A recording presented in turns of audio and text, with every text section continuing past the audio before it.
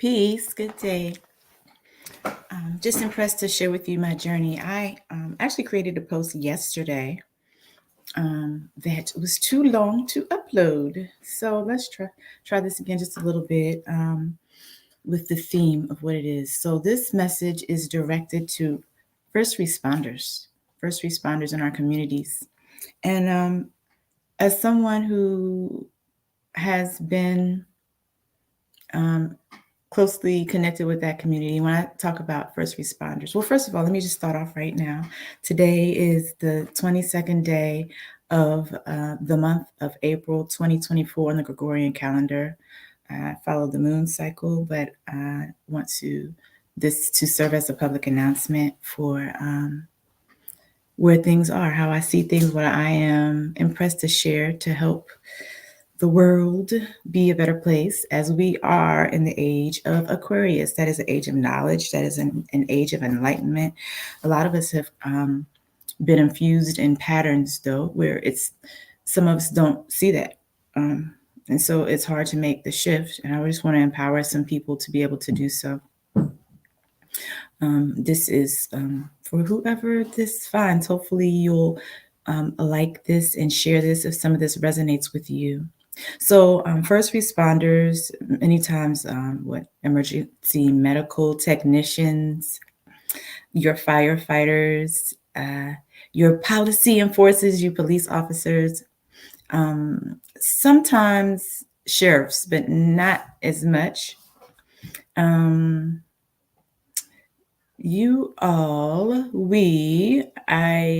used to be a social worker, and so my experiences abroad in the community, working with first responders directly for inpatient care, but knowing for real, if y'all had the tool that you needed in the community, you wouldn't have to travel around the world to come to someplace just for you, because there is a shortage of people who really understand the trauma that we experience in the field, being involved with crisis situations, whether it be mental health crisis or a physical health crisis. And many people are not trained to deal with that. If you're a first responder, you're not trained on how to process your feelings and your emotions after you have to respond to an accident or a situation where there might be a FATALITI involved. And so I've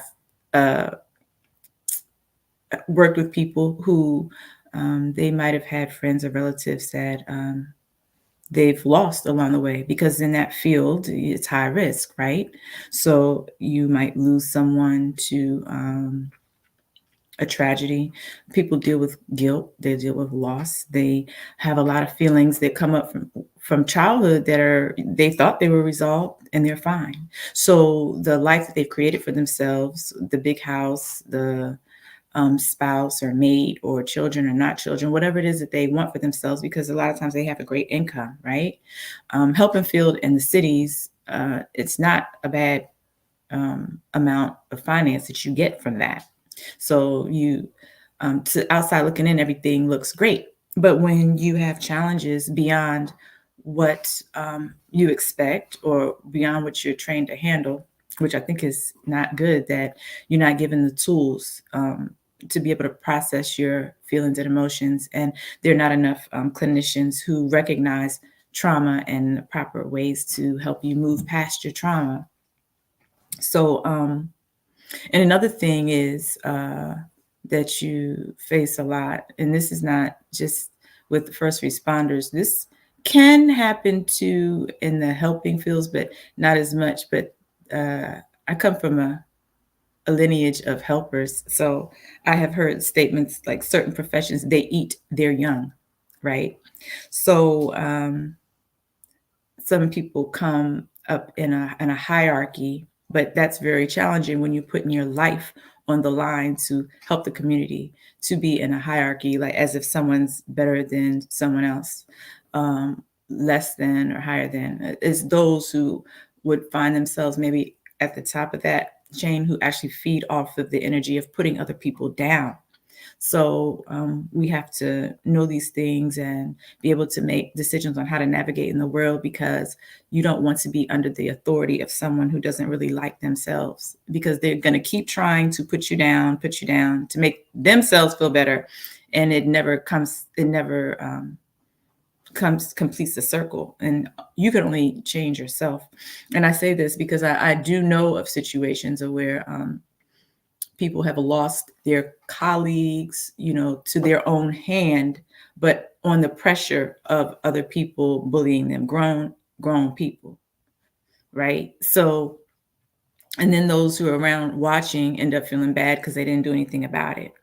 They probably didn't know what to do about it. So, part of my proposal today is to share with you the importance of just what I've said before, which is knowing yourself and being the best version of yourself. And a lot of the circles, the oaths, the fraternities, sororities, churches, and maybe sometimes even cultural groups that we are in, whether it be natural or of our own choosing. When I say natural, I mean like your kin in your village, right? Whether it be that or your own choosing, you want to be able to recognize good fruit. What is good fruit or not? That's how you know if what you are thinking, what you are saying, and what you're doing is righteous or not. Is the fruit that it bears, is it in line? So if you have a thought pattern, an activity, or something that you're doing and it's not bearing good fruit, you know that it's not righteous. That's how you know.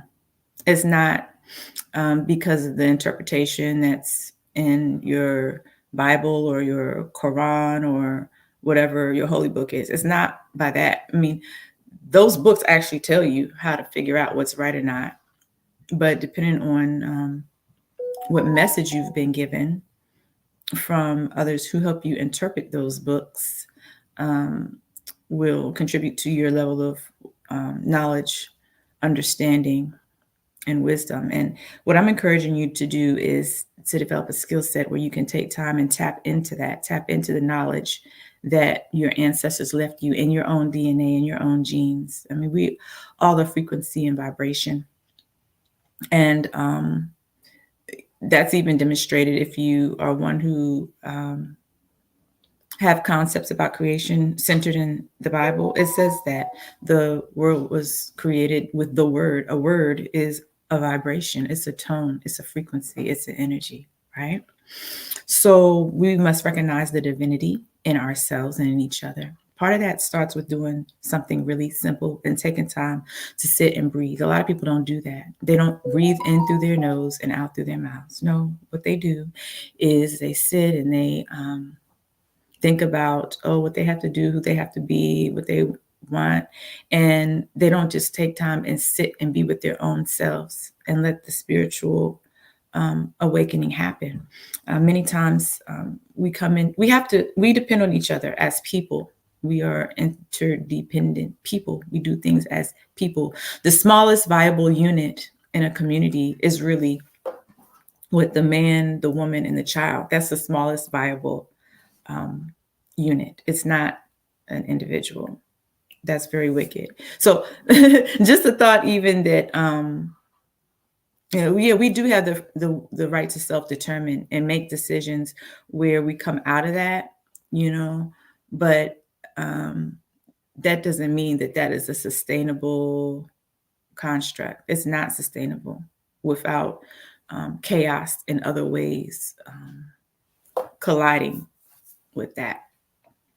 So I say that to challenge some of the relationships that people are in, not to say, oh, come out of the relationship, no, but to remind you of your responsibility to first be true to yourself so you can show up as your best.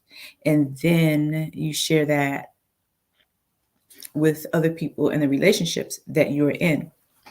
So in the news lately, we saw that raid on Diddy's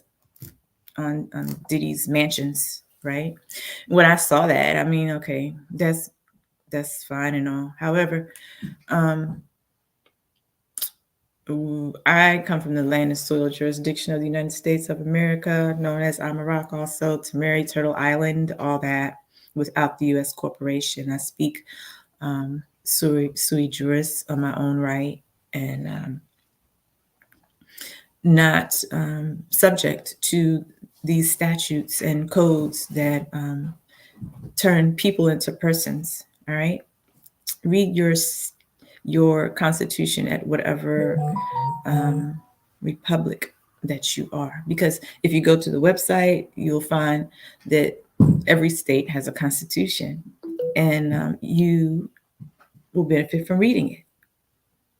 Okay, benefit from knowing your God-given rights and also being responsible to yourself and to help others around you, because there's been a pattern of people just trying to adhere to oaths that they've taken, but those oaths are many times to their detriment. And some people, they take oath, um, they'll take an oath to somebody who can't really help them in the long run.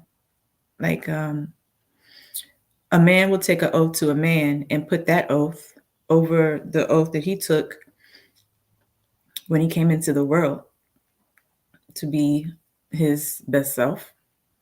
The same thing for women, right? But I'm going to just put this in the perspective of a man, because that masculine energy is so important for us women to receive. Okay? We need protectors. We need protectors. We need enforcers of what is true. We need enforcers of what is peace. We need enforcers of what is love. And what I've noticed over the last 2 years is that there is this ideology that some people who would be enforcers think they need to enforce something upon a woman. And I'm going to revert back to that Puffy situation, because it is so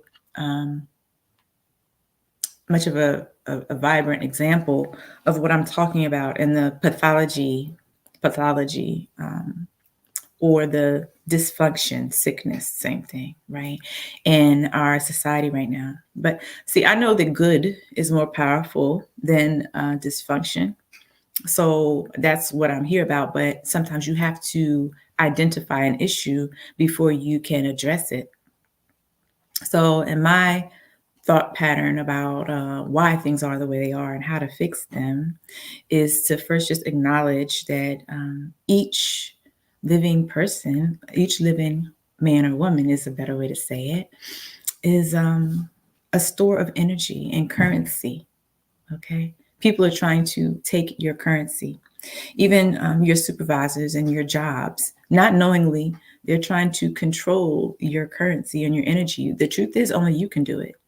Right? So only you can do it. So then you must have your own reward and consequence system. You don't want to be told by someone outside of you how to like regulate yourself, right?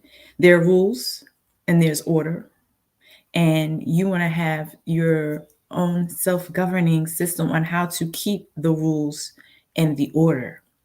I'm not proposing you just go off and do whatever without without the thought of consequences to other people. I'm saying read the signs, read yourself through your 10 minutes, at least I would say twice a day, of soft belly breathing. Look that up, Dr. James Gordon, soft belly breathing, online on YouTube. He tells you how to do that. That helps process your trauma, right? To go around and always like complain about your trauma.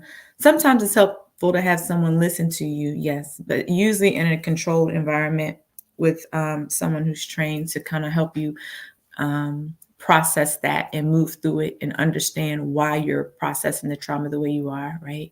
And also now I'm giving you some somatic. That somatic has to do with your soul. It has to do with the way your body responds to the things that you've seen, to the things that you've heard, to the things that you've even taken and smelled and touched. I mean, those things are real. And so you have to know that as you're listening to someone else's pain and trauma, it's good to have someone who's trained on how to shift the energy, because if you're not careful, you being support to somebody else will bring you down. And like I said, I'm learning that a lot of people have dysfunctional ways of processing what's happening right now. So I want to replace that with giving you some tools, like I said, to heal yourself so you can be yourself and free yourself and you can live happy. So one thing I want to share is, yeah, finances are important. It's a big part of why we do what we do. There's something that many of the wealthy know. They actually are afraid for us, like working people, to know, because they're not going to work hard if they know what we know about claiming wealth and claiming resources. But I think that's not true. I think that it's in the heart of many people to still go out and share. And many times it's going to be, until there's a shift, it's going to be in a job, like a W-2 job setting.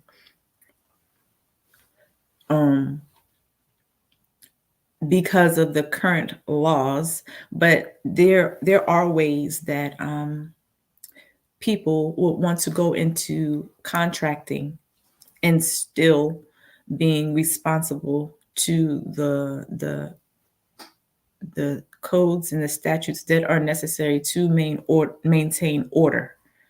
Okay, codes and statutes and policies are necessary to maintain order when you're dealing with someone's life. When you are dealing with, how are we going to save someone who just had a heart event?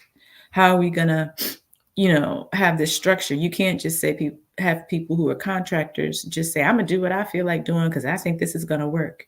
That's not how it goes. That's not order. So there is the opportunity to have rules and structure and still have people keep their own energy. That's what this is about. It's about keeping your own energy. Right now, people are trying to milk and juice your energy and they're afraid to let you go. So I want to help equip you with some skills so you be more prepared to self-govern as you keep your own energy through contracting, through claiming the securities and the bonds that are on you, through these things that will actually reverse the economy and still allow you to contribute to society in a wonderful way. Finances are a big thing, yes, but also, so I want to recommend the book, The 0%, and also the Redemption Manual. So you all can team up and learn how to redeem your own commercial value, because those at the top, they have like wicked plans on how to balance the budget. Yeah, they have wicked plans. And so we don't want to succumb to that. And we want to learn how to walk righteous and be like the Christ and walk on water. That's what it meant to walk on the sea of commerce. That's what that story symbolizes. Excuse me.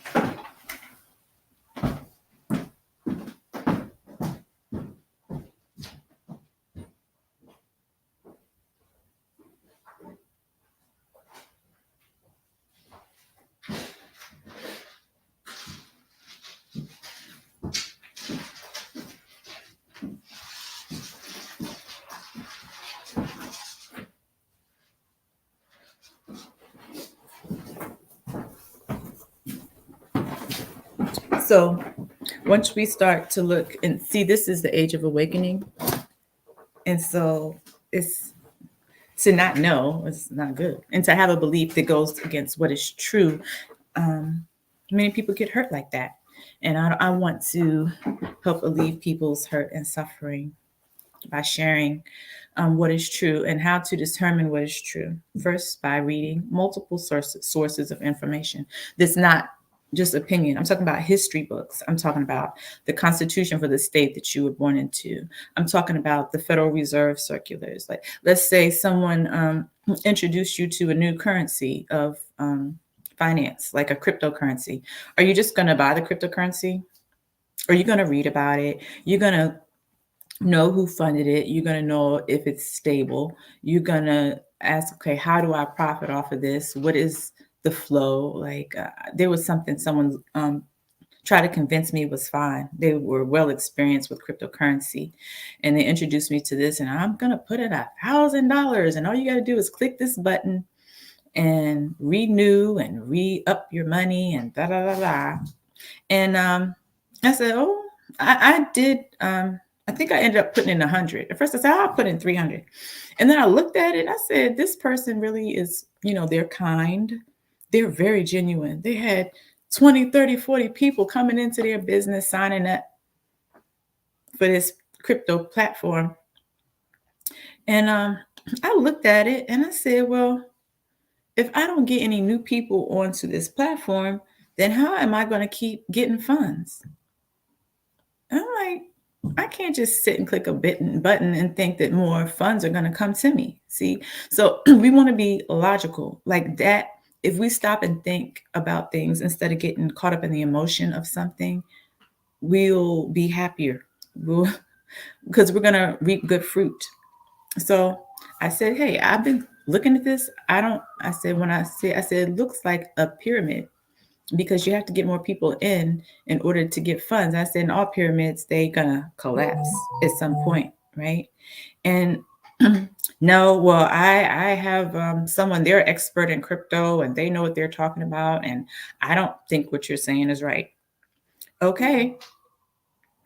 And lo and behold, one day the app wasn't working. I had put in $100, whatever. So, you want to be responsible for every penny that comes through your control. But I think it wasn't until I put the 100, and then when I saw how it really worked, I decided, okay, I can't put more. I didn't put the 100 thinking to myself, oh, well, this ain't nothing. I wouldn't have wasted $100 even. So anyway, one day I get on there and the platform isn't moving, it's not doing anything. And I went to the person who recruited me in and I asked what happened. They said it broke. What do you mean it broke? How does electricity, something that is based on people's energy, it broke? What do you mean it broke? You mean it crashed? You mean it crashed? It was a scheme? I apologize for luring you into something. I apologize for introducing you to something. I apologize. You know what? You told me that. Hey, you were right. I lost a few $1,000s myself. They didn't say that. They would just say, oh, it broke. That's the extent of anything I ever got. Not it broke. I apologize.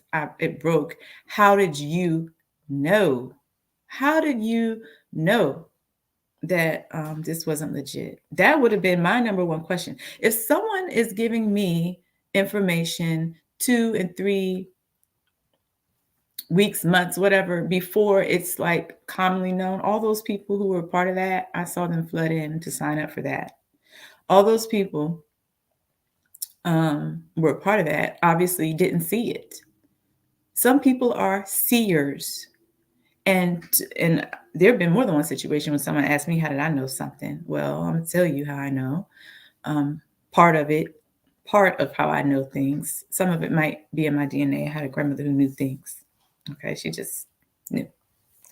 But part of how I know that I can put into words is if it's not logical, then if it doesn't make any sense, then there's like you can't ignore something that doesn't make sense. And some people might refer to it as intuition, but if you know yourself well, you would be able to explain why you have the intuition. If someone who is worthy of you sharing that information with, because sometimes you get an intuition about something and you know exactly what you're seeing, what you're hearing, what it is your senses are telling you, and you can put it into words. But someone who doesn't have that level of intuitivity is not. It will bring your energy down to share it with them because they'll come back at you as if what you're saying is invalid. So you want to be careful for that. You want to protect yourself from that type of communication. So, my point, know things, understand things, understand the patterns that you've chosen for yourself. I know sometimes when it comes to first responders and medical professionals, some people are in the field and they're participating in activities that are not life, they're not love. I know I was lured into a car accident before by an ambulance driver. Yes, at the time I wasn't sure, but I always tell people to go to targetedjustice.com and know what's happening in their communities.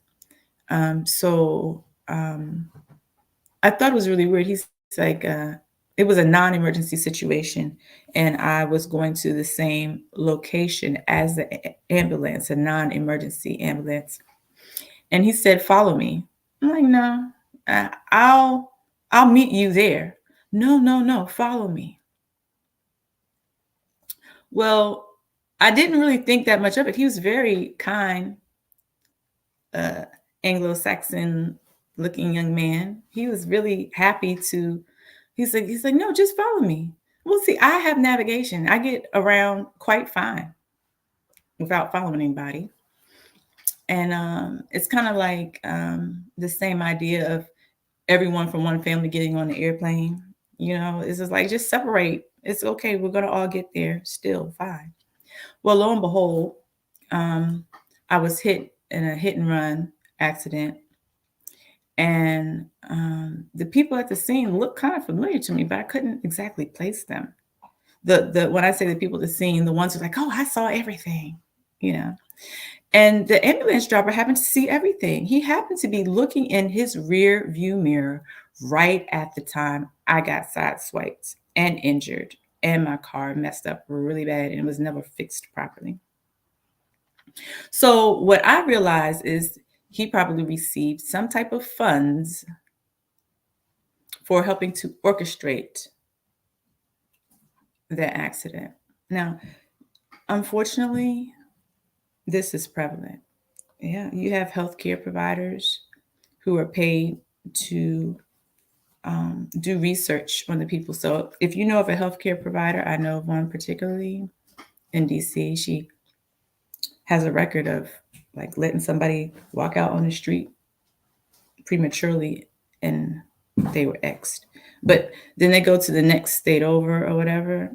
And I don't know if she's in research or not, but I know that if you are working with a healthcare professional where there's a pattern of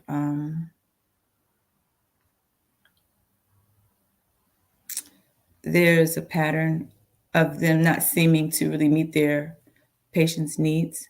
It might be because they're receiving their funds from somewhere other than just meeting their patients' needs, right? So I just want to equip people with the fact that that we are held to a higher standard, right? And this energy that's coming into in we're in, right? Uh, it's about how can I say, knowing that we each have a responsibility to do our best. We can't use the excuse of someone told me to. Someone told me to. We can't do that, right? And so I'm just encouraging. Listen, if I'm gonna out somebody, I would have like already outed them like that. So you don't have to worry about me going and eliminating me for sharing what is becoming. It's in the public. It's already known. So what I want to do is help save someone's life, right? Because people start to feel guilty about the things that they are involved in, and they don't know how to get out, and then they start having SUI, you know, ideations and thoughts, and that's not necessary. All you have to do is just change your walk. Just change your walk. Don't change your heart. No, change your walk. You change your walk, and your heart and your mind will follow. And to change your walk, just I'm gonna try it a different way. I'm gonna try to be still with myself. I'm gonna try to do what is right over what other people think I should do. This is what grown people do. And then if we're stuck in patterns that that aren't serving us, get help. Maybe get the help of well, it depends on where you are, what you're doing. If you're on medication and you are dependent on these things, I'm not speaking to you about what you should do because you have licensed medical professionals, and I'm not going to go against any licensed medical professional. But I will say that the healing is inside of you. It's inside of you, around you, and through you. You first start to connect to that with your breathing and your meditation. Then you, outside of that, you make some goals for yourself. What kind of house do you want to live in?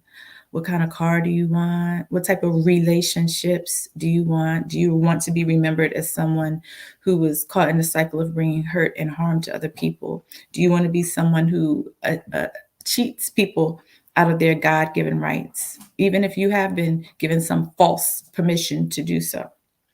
All right. These are the kind of things that I'm encouraging people to think about. What kind of relationship do you want to have with your community? You know, how do you want to be thought of? Do you want to be hiding in the shadows, doing things for quote unquote sustenance that is less than honorable? Because that will come back on your generations to come, and the whole world suffers. And it's not about um, like making the whole world a better place. This is about me being a better me, right? It's about you being a better you and knowing only you can do that. But this is me just giving you some tidbits and some support where I am to be able to help you do that. As I do that for myself, I don't speak from like a point of superiority. And some of the things I know too is just because of my own journey and knowing how, just seeing what's happening around me and reading and making a change myself about what is acceptable and what is not acceptable. Okay. So and being put in a situation and knowing like you cannot make me tell a lie. You know, I can choose to tell a lie or not, but you can't make me. And I'm not I've had that challenge and I've walked away from situations, but I also know that it's not always best to walk away. It's best to increase your skill set and stand properly, right? But that's not a popular message. A lot of these messages will have people tell you, "Oh no, don't do this this thing. Just like run away from the whole situation." No, you have to stand righteously. I mean, just give you an example. I stay near the Maryland corporate area. There are some people who will say, "Well, I'm not gonna get a driver's license because I have a right to travel." Okay, well, that is your right to travel, right? But certain people also have the right to participate in commerce. Maybe they want to be an Uber driver, or they want to be a Lyft or Empower driver or something like that. So they might want a license. Does that make them less? Does that make them less deserving of having their God-given rights honored? No, it doesn't. So they might want to learn how to properly operate in commerce. So, just for example, there I can't get into it all now, but there are ways to acquire permission or like to establish in writing by certain documents that you are qualified to properly drive, because there's a lot of people who somehow got a license and they went through the class, learned how to drive, but they don't know how to operate the car on the roads, operate their conveyance on the road in a way that is safe. Okay, so these are not things that necessarily go together, because you can take a class and learn what to do. Now, The problem with telling someone that they have to have um, a license in order to just operate a conveyance um, is that the people around many times think that that identifies you. So if you have a driver's license for a good reason, right? That doesn't mean that it identifies you. You're a living, breathing man or woman, right? Now, why would you? I've seen people do this. This is ridiculous. Why would you decide not to have um, a license? You don't want a driver's license, right? But then you would operate a vehicle with a conveyance that is registered to be under the ownership and control of the state. Why would you operate that and think that somebody's not going to stop you? That's so ridiculous. So, what you would do is you would create a trust and you would put a trust on the record. Look at your state and find out about trust law because there is a way for order in every situation. At Maryland, you can put a trust. You can put a trust on the Department of Motor Vehicles record, or it's actually MVA, Motor Vehicle Administration record. It says right there on the website, this is public knowledge. I'm not stating anything that's not public knowledge. You go in there, you put a trust on there, and then you don't continue to pay all the fees and everything. But do you know what a trust is? A trust, it establishes your rights in the private. And so you let your sheriff know, you let your attorney general know, you let your Supreme Court justice in that corporate entity that is connected on the district level to the federal hierarchy, right? You let your governor, your general, I think I named all four in an administrative process. Let them know, like, don't bother me because I'm operating righteously. And so you can look that up on the do not detain list. Now, did I say that you had to let go of a license in order to do that? No. No, if you need it for whatever way you're contributing to society, then why would you put yourself in a box and make it so that you don't have a source of income or that you can't get around? You're dependent on these rideshare companies, and some of them are growing, but their technology isn't that great, and some of them are actually just financially raping the people. All right, so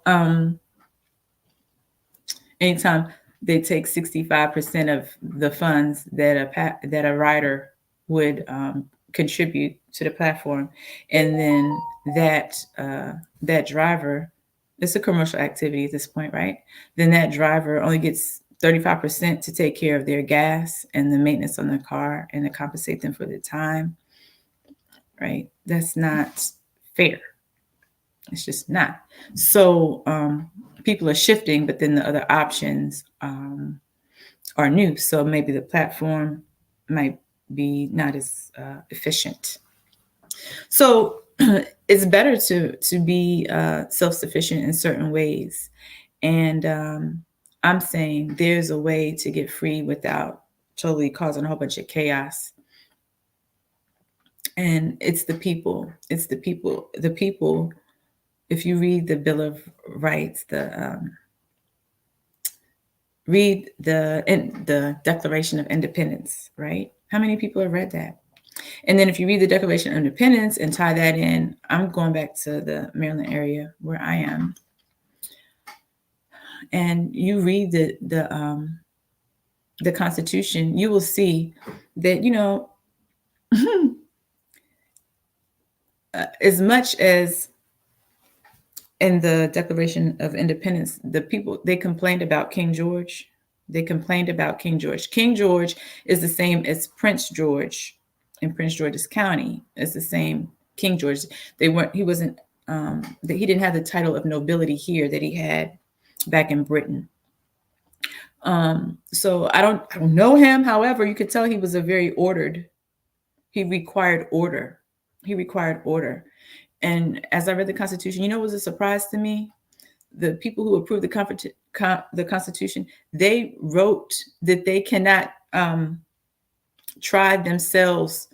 They cannot accuse each other of treason. What in the world? That's opening up the door for lawlessness. But see, on the federal level, there are rules against treason. But on the state level, in this particular state, then there's an article that says that they're not going to charge each other with treason. From right there, that explains some of the lawlessness that exists on these lands. So take personal responsibility. We have a lot of information right at our fingertips. And so you don't have to, you can share ideas and everything, but to rely on secondhand knowledge, you can have a book on an audio book if you don't have time to read. Breathe, take time, envision what you want. Decide that you're not going to be part of evil and wickedness, right? And know that there are deeper meanings to many of the things that have been given to us in a state of being babies, like Babylon. So now we are adults, and choose healing things to take care of yourself versus resorting to substances and other like lower chakra, lower energy things to be able to sustain yourself, because it is in you. The healing's in you. It's not outside of you. It's not in a particular friend. It's not in a particular loved one. If someone just treats you right, then you'll be okay. No, you're not going to be okay until you are on a path to be your best self, knowing that there are others who may not want to free you. Okay? Because others, they emotionally and psychologically profit off of keeping you bound. But you send good energy to them too. Or you might want to just start with sending good energy to yourself and to them. And then sometimes it's necessary to ask the universe to send them, if they're evil, send them the exact same energy that they're sending you 10 times. Okay, so whatever is, if it's good, then they're going to get 10 times good. If it's not good, they're going to get 10 times not good. So make it work for you. Be your best self. Don't accept less. Don't shame yourself. Okay. Know that you're divine and you're here at a divine time with this shift in the energy. And liberate someone else. It's not just about liberating yourself, it's about liberating someone else too. And don't play tug of war with the devil. You can just drop the rope. You can just drop the rope. And the positive energy will take care of you. This is the love. Let's see. I like what someone said, like the sweet waters of Oshun are on their way in. Okay. Control your energy and who profits from your energy. Read the rules. Read the laws on banking. Read the laws when it comes to natural laws of health and healing. And then contribute. Keep contributing. I'm not telling you to run away from whatever you're doing to help the community or go into some hole, or wherever you are, stand when confronted and given the opportunity to do what is not right, what is not. See, if it doesn't lead to life and happiness, whether you think it's in the dark or not, it's not right. Okay. If you're trying to control somebody else, manipulate somebody else, be puppet string puller, trying to get somebody else to do what maybe you cannot do, it's not moral, it's not right. And so you cannot stand in a place of immorality and then think the rest of the world is just going to fall in line. No, it's you. Like, it's me. It's me, right? And you never know what other people are battling too. So it's not good to try to judge someone else's situation because you are not aware of everything going on. And even if someone tells you what they think is going on, you might not fully be aware of what's going on because they might not know everything, right? Jahari's window, the part that everybody sees, the part like, everybody knows the four pains, right? You know it about yourself, everybody knows it about themselves, right? So, for instance, I have a leopard print outfit, right? Everybody knows that today. That's what I'm wearing today. Then there's a part that I know that nobody else knows. Like, um, right now, like what kind of shoes I have on. Like, I know, but y'all don't know. We can apply this to personality as well, right? And our attributes and what we're capable of and not capable of. Apply it to that. Then there's a window of stuff I know about myself. Which part is it? The part that everybody knows, the part that I know and you don't know, the part that where you make observations about me that I might not notice about myself. And like, I never seen that, noticed that about myself. Now, sometimes these observations, you might want to keep them to yourself because, or ask somebody about them rather than just assuming that you know a lot about someone else that they don't know about themselves, because many people are very self-aware. So it's not going to be, it's not that you don't notice something that they don't know, but you want to pick the timing and the place and the relevance to you speaking what you've observed that they haven't observed. Because sometimes it's not helpful. And if you come to a judgment incorrectly and you speak it, then you put distance between yourself and that other um, like organic person you're communicating with. I noticed that in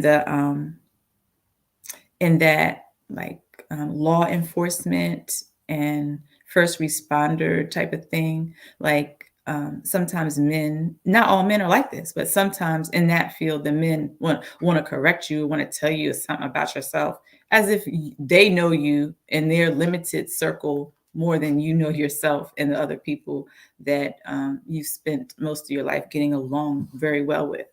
And that's interesting to me. And I think maybe it's because they're trained to look for deficiencies or faults in people. However, they're not trained to know how to fix or heal them. So it's actually a trick to subjugate them into keeping the chaos going. So, and the other square is the one where you don't know it about yourself and other people don't know it about you.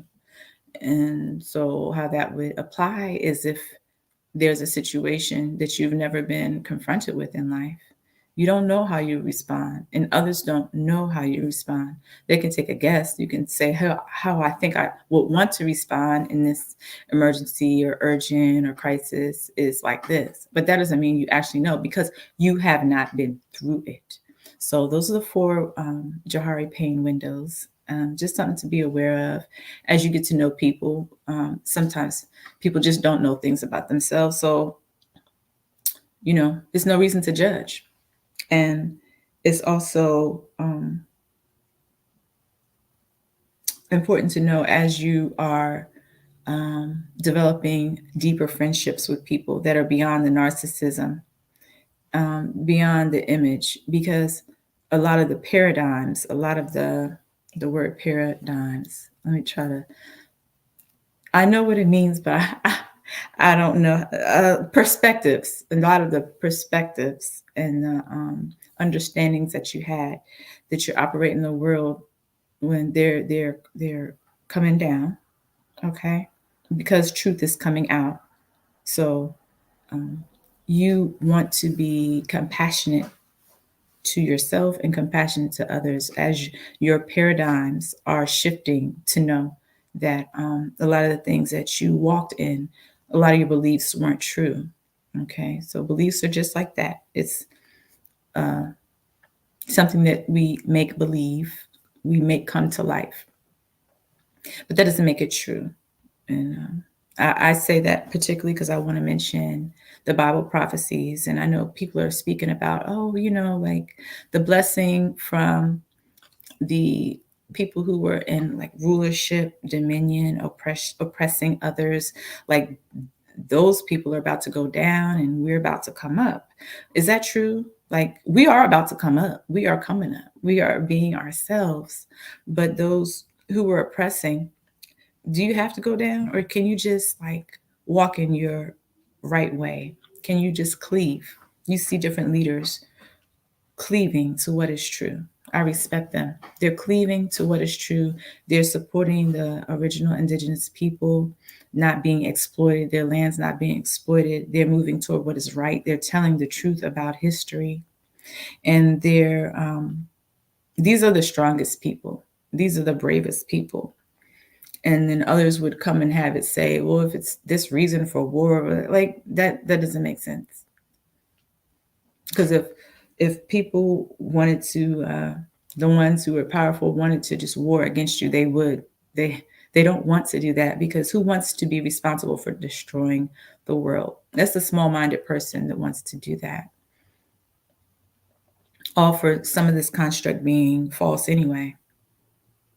So I say let's all do our part to decide which way we're going to go to alleviate the suffering, alleviate, like, which side are you going to be on? Are you going to walk away from your mother, your sister, your daughter, and honor an oath that you took to another man over honoring the oath that you took out of your mother's womb to be a protector?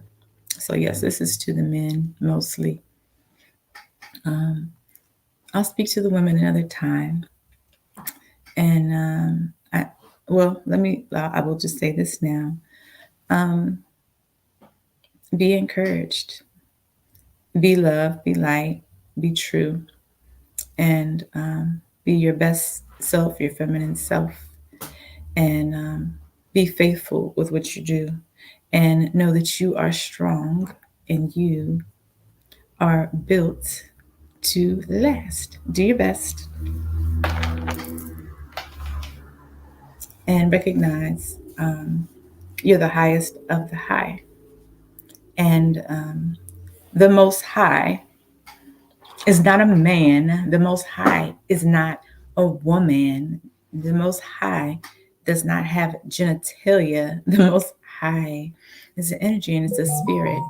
And the Most High is within us, around us, and through us. All right. Peace, love, beings.